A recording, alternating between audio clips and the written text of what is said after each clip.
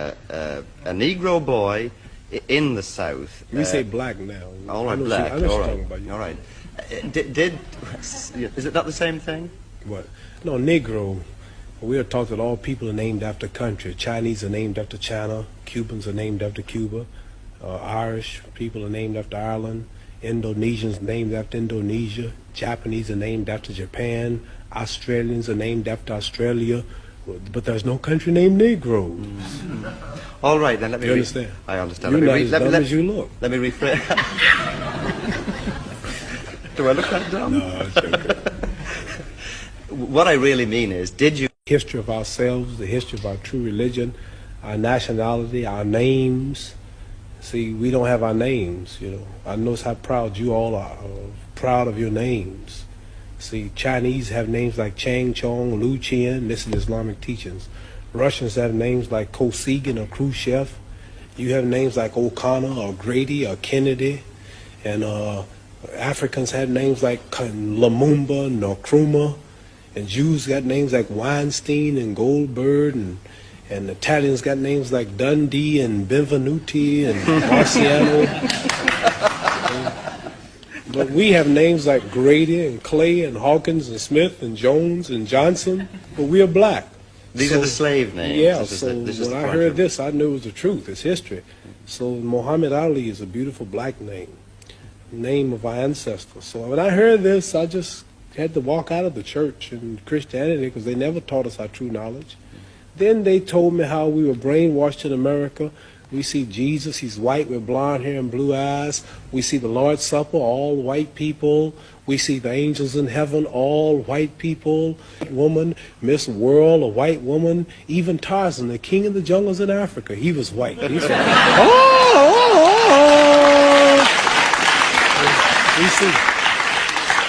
We see a white man swinging in Africa, with a diaper on. He beats up all Africans and breaks the lion's jaw. And then the African's been in Africa for centuries, but he can't yet talk to the animals. But Tarzan, all of a sudden, some goat raised him up, and he can talk to the animals. So I'm just showing you how the black man in America has been whitewashed his mind.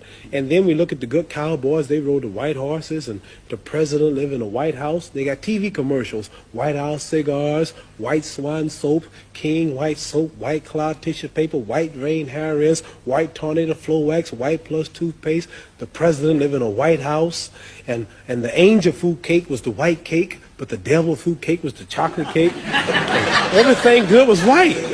And when I heard this, I said, boy, this is the truth. So our religion teaches us the knowledge of ourselves, the knowledge of our culture, the knowledge of our history, makes us want to be with our own, marry our own, live with our own, clean up ourselves, do for self, quit forcing ourselves in white neighborhoods, but clean our own neighborhoods, makes us proud, makes us identify with our own brothers throughout the world.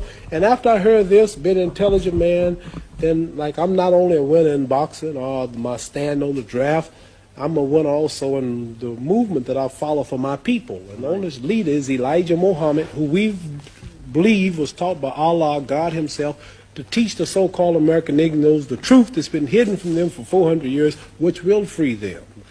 Has said something which perhaps a lot of us white people have misunderstood.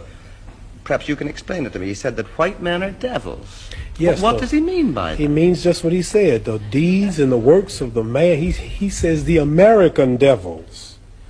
The lynching, the killing, cutting the black people's private out, sticking it in the mouth, is what they did to us. Got a book called 100 Years of Lynching written by white men. Taking black women who was 4 months pregnant, they took us for years and hung us up with the feet and stuck a dagger in the stomach and ripped it and pulled the unborn baby out just to put fear in other slaves. They tied up black people to horses and 2 horses and pulled his arms out and pulled his legs out.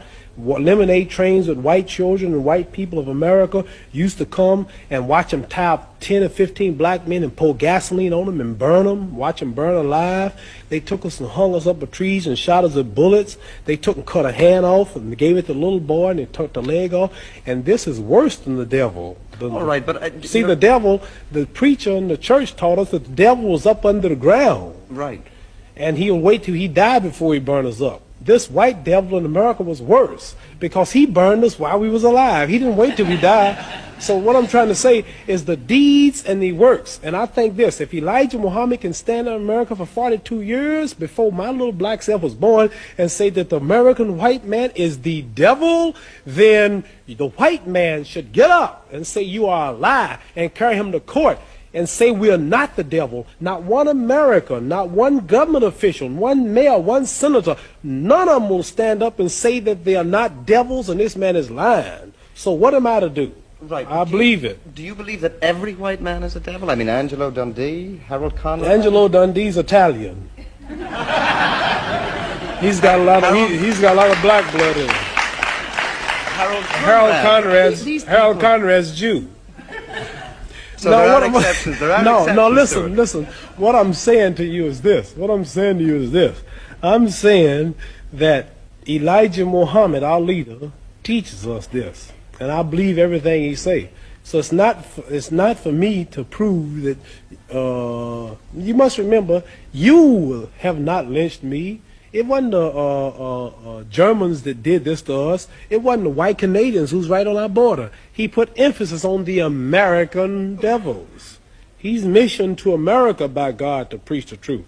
So what I'm saying, let's say we got one white fellow in America who has proved that he means right.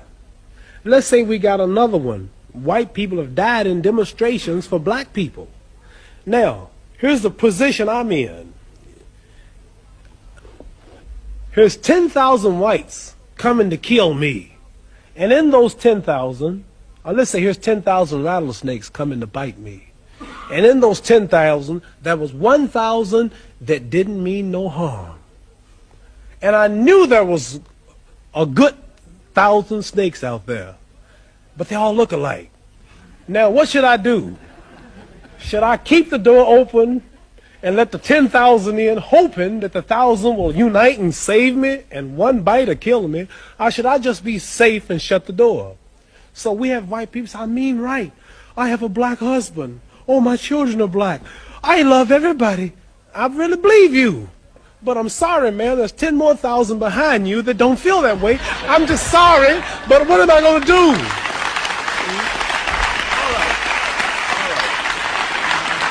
So I like to say this, that I know, I'll bet my hand on my family's life now, that there's some whites that mean right and sorry that they're from this race.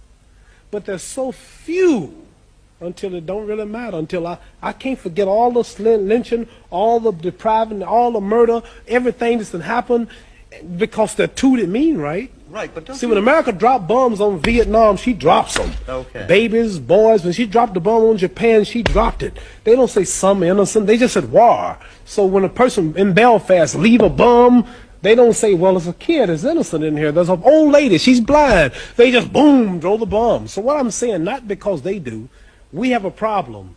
It's black and white. And maybe there's a few voices, I mean right. But there's so many that don't. So we have to look at the problem as a whole. I want to get that plain. I know there are whites that mean right. Okay. You yourself have some little white blood in you. Yeah, what are you saying? You feel totally Negro? Or do you feel... Black? Yeah. Well, nobody is really totally. Like Chinese are yellow, they say, but they're not really yellow. They say, you white.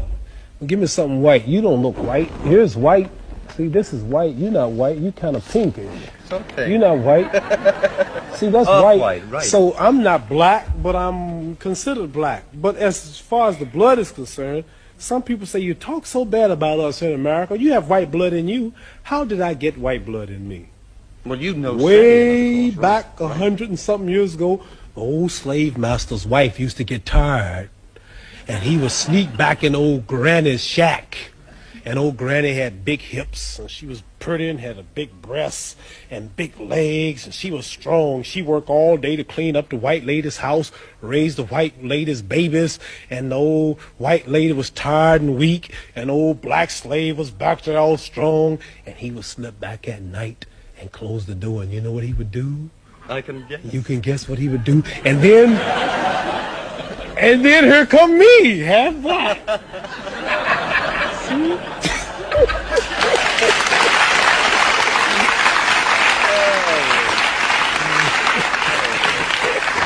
Maybe we can get back.